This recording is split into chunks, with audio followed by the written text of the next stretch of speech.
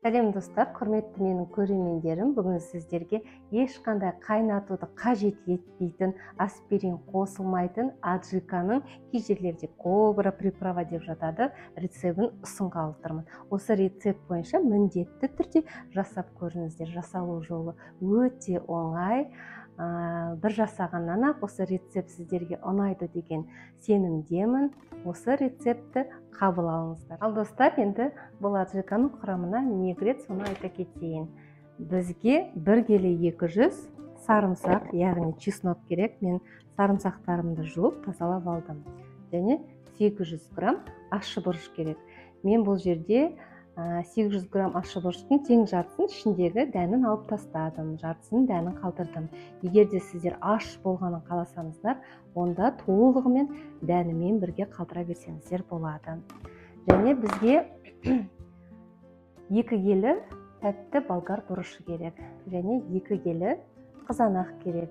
300 грамм аскөк. Және 300 мл сұйық май. Енді ең соңғысы 600 грамм тұз керек. 600 грамм тұзды сонша неге көп деп сөкпеңіздер. Бұл аджиканың құрамына аспирин қоспаймыз. Бұл аджиканың құрамында тұздың көп болу себебі бұл консервант ретінде жүреді. Сол себепті 600 грамм тұз қосылады. Ал енді бұл жерде мен аскөкте араластырып алдым. Бұл жерде менде молырақ етіп аскөгімді пайдаланам. Және ақ желкен осыған тағы да мен кинза қостым. Өзім кинзаның иісін де дәмін де жақсы көрем, бірақ бұл талғам әр адамның өзінің талғамына байланысты. Егер де сіздер кинзаны жақсы көрмесеңіздер, кинза қоспай қоюға болады. Ақ желкен жақсы көрмесеңіздер, ақ желкен қоспай ақ аскөктің өзімен де жасауға болады. Бірақ осы шөптеріміздің бәрі 300 грамм болуы шарт. Міне біздің аскөгіміз туралып дайындалды. Маған бұл жерде қызым көмектесті. Енді көрдіңіздер ме? Осылай шараны кіргізіп аласыздар. Мына жақтан жан жағына ешқайдан шашырамайды. Енді осы заттарымыздың бәрін ет тартқыштан өткізіп аламыз.